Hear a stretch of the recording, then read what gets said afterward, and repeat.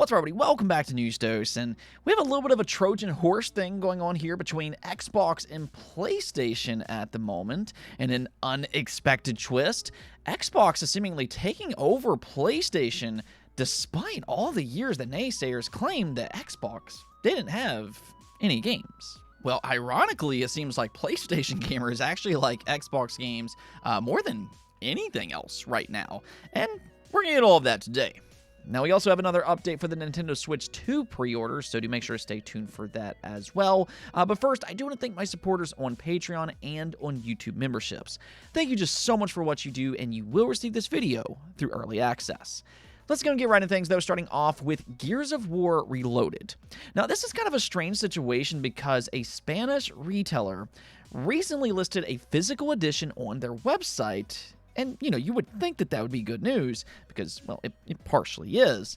However, there is an unexpected turn of events if this actually turns out to be true, which, personally, I am a little bit skeptical on this one. I think we should take this one with a grain of salt until other notable retailers corroborates this information.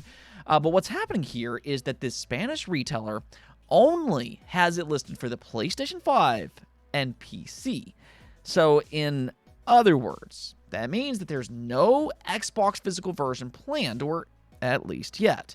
And to make matters even more strange, they confirmed that this was not simply an oversight on their part.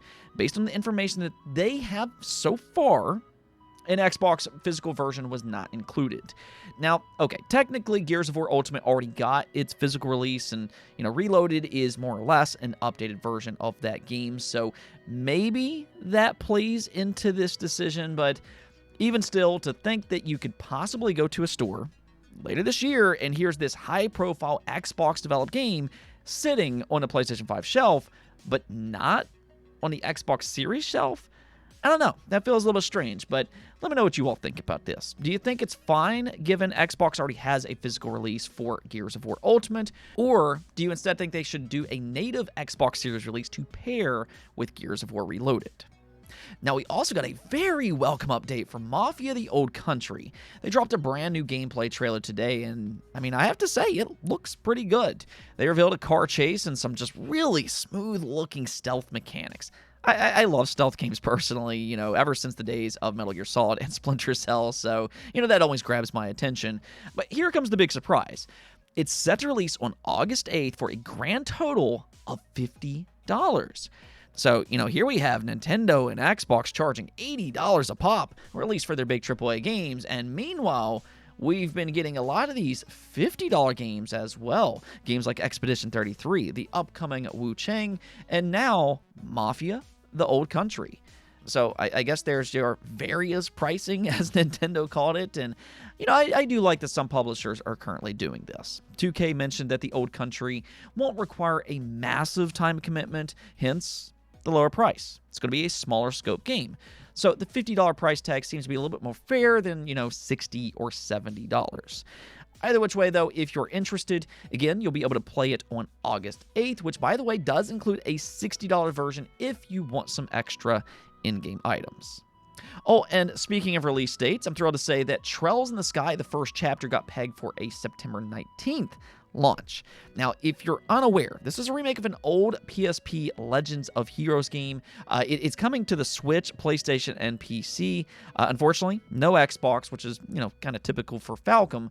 But, I can tell you firsthand, this is an excellent JRPG. Really one of my favorite games for the PSP, and, I like how they're handling its remake. For one, the production value seems pretty good for this series. It looks pretty good visually, but even more so, it will include the option to play it either in real-time action or turn-based like the original games. So, for me, I probably will play it in turn-based mode for old time's sake, but the one thing for me is that I hope this remake is really just the beginning of more to come. The Trails games are really meant to be played together as just one single story. So I'm at least hoping that we get the entire Trails in the Sky arc. Otherwise, its story will feel incomplete. I can see a lot of players just finishing this game and being like, yeah, what's next? So hopefully we do get a remake of the second game and then eventually the third game as well. Okay, so let's go into this PlayStation slash Xbox story because this is really kind of crazy when you start to think about it. I mean, it's no secret that there are a lot of PlayStation gamers online that simply despises everything Xbox. You know, this has been one of the most bitter rivalries that gaming has ever seen. And there's even been a heated rivalry among their fans. Now, is that rivalry childish? Yeah, absolutely. But it's definitely a thing. And the thing is that a lot of these PlayStation gamers have kind of convinced themselves that Xbox has no games. We've been hearing it for years and years and years and years. So in hindsight, it's kind of interesting to see their now enthusiastic reactions to Xbox games on PlayStation. You know, they're actually enjoying them. So much so that Xbox is somewhat taking over the PlayStation Store. Yeah, it was just confirmed via the official PlayStation blog that the top 3 best-selling games on PlayStation 5 last month for both North America and in Europe were all Microsoft-owned games. You can see the top 10 here with Oblivion at the number 1 spot, Minecraft at number 2, and then Forza Horizon 5 at number 3. Then over in Europe, we have the same games but in a slightly different order. Forza Horizon 5 was number 1 in Europe, and you'll also notice that Indiana Jones cracked the top 10 as well. So technically, 5 of the top 10 games on the PlayStation Store last month were all Microsoft-owned games, including Call of Duty. Now, exactly how well are these games actually selling on PlayStation, though? I mean, we're seeing them on top of the charts, but what does that actually mean? Well, according to Alinea Analytics, Forza Horizon 5 has already surpassed 1.2 million units sold on the PlayStation 5. That is a massive opening, especially considering that this is, I think it's about 4 years old now. So with little extra work, Xbox was able to sell an additional 1.2 million units in a very short period of time on PlayStation. And this is not the only game that's been pushing out big numbers on the platform. According to the same analysis, Sea of Thieves sold around 1.8 million units on the PlayStation 5, and then Grounded sold an additional 430,000 units. I mean, that's nothing to scoff at. That's big-time numbers, especially considering that these, again, are staggered releases. Now, however, as expected, some of their more niche titles haven't exactly performed quite as well on the PlayStation 5, but according to this analysis, they do still believe that it's been worth it for Xbox. Hi-Fi Rush sold an additional 137,000 units on a PlayStation 5. Truthfully, that game deserves so much more. Please go play it. But I digress. 41,000 for Age of Mythology Retold, and just 14,000 for Pentiment, being, of course, the smallest game to go to all platforms.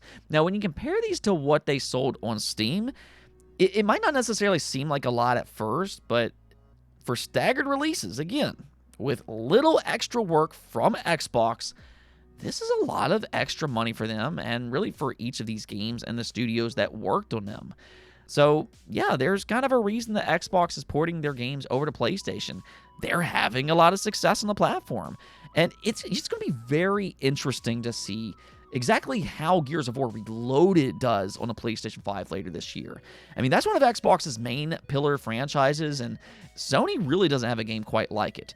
It's also being advertised as a day-and-date release. Again, technically, it's just an upgraded version of Gears of War Ultimate, but even still, we're soon going to find out just how well these quote-unquote day-and-date Xbox PlayStation 5 games can actually do. Either which way, though, PlayStation gamers ironically seem to be enjoying Xbox games even after all these years of heated, and I mean a very heated, rivalry. Welcome to the party, though. I do believe that Xbox has some good games under the belt, and now more people can kind of see that, yes, they do have some enticing games after all. Now, one last thing before we go. We do have an update for the Nintendo Switch 2 pre-orders, and this is really just more of a reminder than anything else. If you previously registered for the Switch 2 pre-order on their online website, Nintendo is currently sending out invites as we speak. So you need to check your email if you got that invite, and, even if you didn't, don't worry, or at least yet. Allegedly, they are still sending them. You can also check your spam folder, and from my understanding, some of these emails are actually a little delayed. So if you were accepted and if you just don't have the email yet, one thing that you can do is just go directly to the Switch 2 pre-order page on their store, and you might already be able to pre-order it without that email. So just kind of check it out to make sure. Now, something else to kind of keep in mind here about this invite is that it also includes other Switch 2 items like the Switch Online GameCube controller as one such example. So what that means is that if you want both the GameCube controller and the Switch 2, you actually need to do that with one single purchase, because let's say you try to order them separately. Well, the invite system only allows one single purchase altogether. So if you want the GameCube controller, do not forget about it. Now, they will, however, open GameCube controller pre-orders at a later date. I believe that's on May 13th. Correct me if I'm wrong. But if you do want that, and if you just didn't get that invite today, there is still hope. Let me know, though. If you registered, were you lucky enough to get the invite? If so, let's go. I am just so truly excited for this thing, and I cannot wait to play the Switch 2 myself, and I hope as many of you all get the chance to play it as well. Anyways, though, that's going to be this episode, but until next time, make sure to subscribe, ring that bell, and peace out.